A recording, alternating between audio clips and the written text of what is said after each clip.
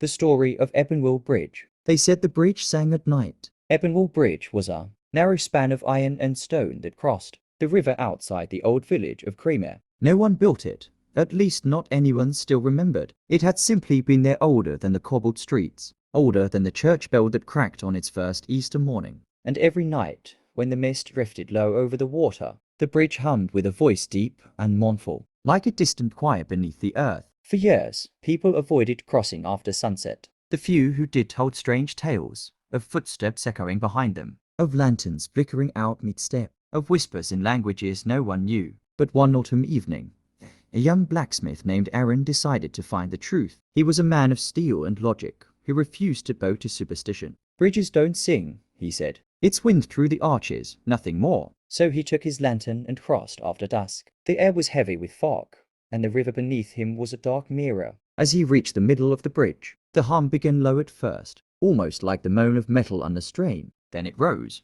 a haunting melody that rippled through the iron rails and into his bones. Aaron stood still, heart pounding, listening. It was not wind. It was voices. He raised his lantern. Through the swirling mist, faint shapes emerged, figures half seen, drifting along the edges of the bridge. They were people, men, women, children, all pale as riverlight, their faces calm and sad. One stepped closer, a woman in a tattered cloak. "You shouldn't linger here," she said softly. Aaron's voice caught. "Who are you?" "The lost," she murmured. "Those who crossed when the river called." She touched the stone railing, and Aaron saw the bridge's surface flicker, iron shifting to bone, mortar to veins of grey light. Beneath the bridge, the river wasn't water anymore. It was 1,000 faces, turning slowly in the depths, whispering their endless song. Terrified, he stumbled backward, but the woman caught his arm. Her touch was cold, yet strangely kind. "Each year, one soul must hear us. That's the way of Ebenwell. Listen, and we rest." Before Aaron could speak,